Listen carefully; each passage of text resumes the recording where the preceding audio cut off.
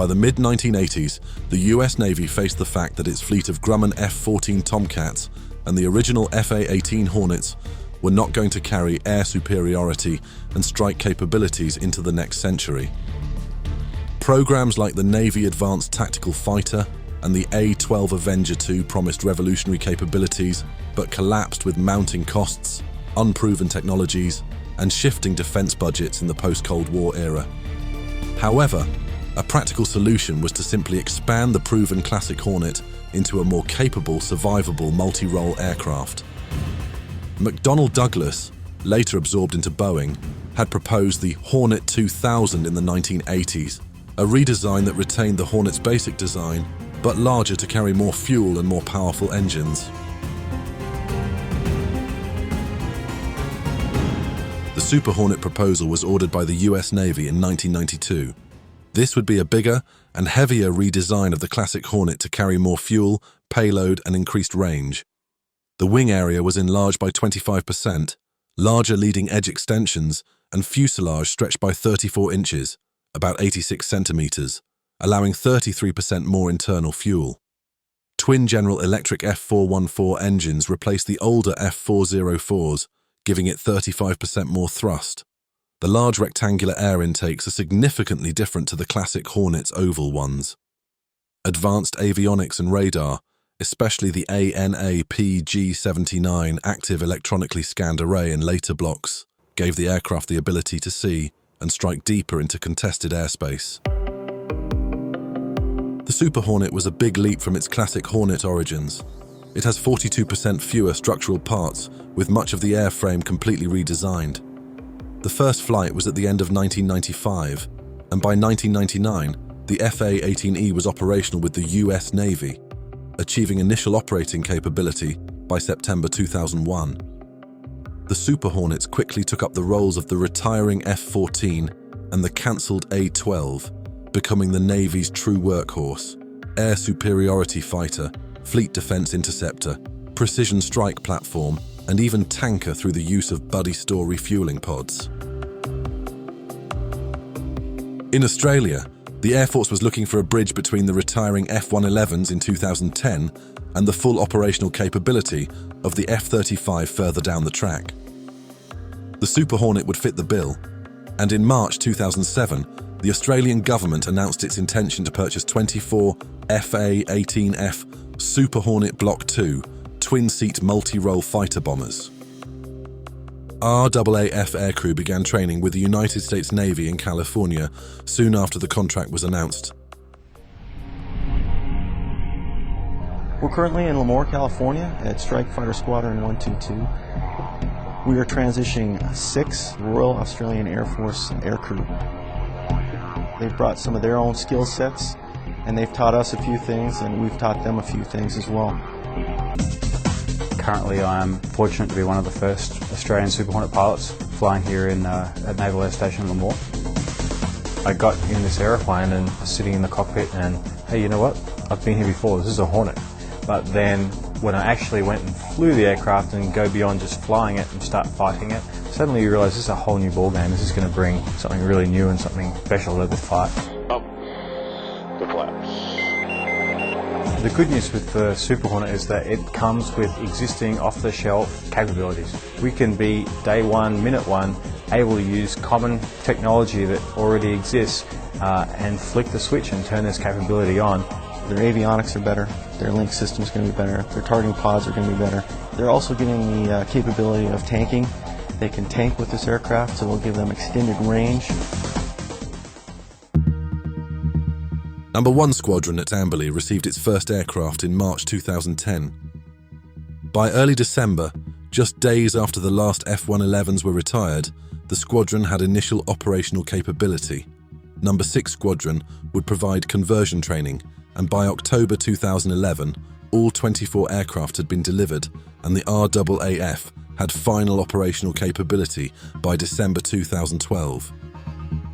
The F-A-18F Block II package included installed engines and 6 spares, Link 16 connectivity, LAU-127 guided missile launchers, and a towed decoy.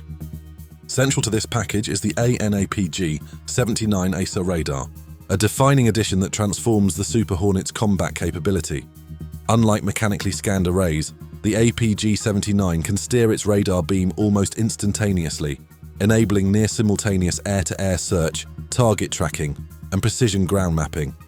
Its high-resolution synthetic aperture radar modes allow crews to identify and engage ground targets with unprecedented clarity, while its resistance to jamming and ability to track dozens of targets at once greatly enhance survivability in contested airspace.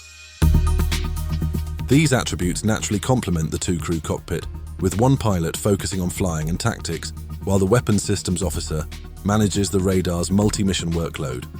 The Super Hornet's rectangular air intakes further contribute to its reduced radar cross-section, and when combined with the integrated defensive electronic countermeasures suite, the aircraft achieves a notable increase in combat survivability compared to the classic Hornet. The Super Hornets of No. 1 Squadron had achieved final operational capability in time to support coalition operations against the Islamic State in Iraq. In September 2014, under Operation Okra, 6 RAAF A-18Fs joined an Airbus KC-30A tanker and a Boeing E-7A Wedgetail in deploying to the United Arab Emirates to take part in operations. By early October, the Super Hornets were undertaking strike missions, the first by the RAAF since the 2003 Operation Falconer deployment of classic Hornets in Iraq. By March 2015, classic Hornets replaced the Super Hornets on operations. They had completed 418 sorties, over 3,361 combat flying hours, released 278 precision-guided munitions, and achieved a mission success rate of approximately 97% without loss. In May 2017, No. 1 Squadron returned to operations over Iraq and also Syria for a final rotation. During this period, over 376 sorties were flown, clocking up 3,091 combat flying hours, while employing 398 precision-guided munitions in support of the coalition effort against Islamic State. 1 Squadron flew the last combat sortie of Operation Okra on the 14th of January 2018. By late 2016, No. 6 Squadron, which had been responsible for A-18F operational conversion training, began preparing to transition to the electronic attack role. With the first of Australia's EA-18G Growlers delivered in 2017, the squadron would become the RAAF's frontline electronic warfare unit. To enable this change, all 24 Super Hornets were consolidated under No. 1 Squadron, while aircrew requiring conversion training were integrated into US Navy VFA 106 at Oceana, ensuring continuity of expertise until a renewed domestic training was established. No. 1 Squadron maintained its own training capability for A-18F aircrew to bridge the gap for those returning from the US and to provide some limited in-house conversion training. In early 2020, the RAAF established the 82 Wing Training Flight, restoring a more substantial Super Hornet conversion training capability at Amberley and reducing reliance on US-based courses. Although the A-18F Super Hornet remains based at Amberley in Queensland, its training footprint has been growing significantly, both domestically and internationally in recent years. Training exercises like Crimson Dawn over Townsville and Tyndall have become key to the operational conversion course, exposing crews to wide airspaces, unfamiliar airfields, and combined air-to-air and air-to-ground missions. Bilateral and multinational events like Talisman Sabre, Red Flag and Bamboo Eagle further sharpen interoperability with partner nations.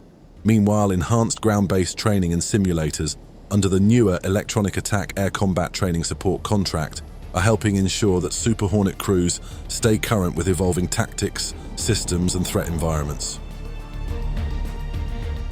The Boeing F A-18F Super Hornet emerged as a solution to carry the US Navy strike and air defense capabilities into a new era after other programs failed for various reasons.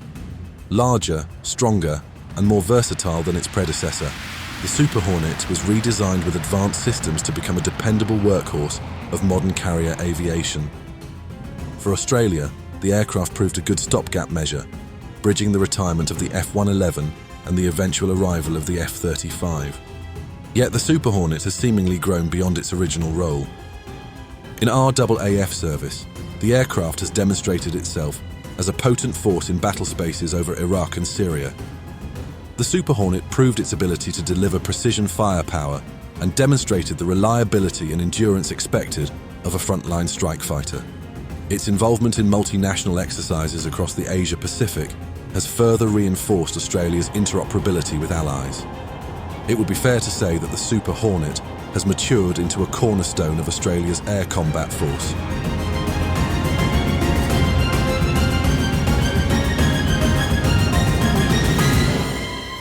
Thanks for watching, and if you appreciate what we are doing, please subscribe and support us by checking out our merchandise shop.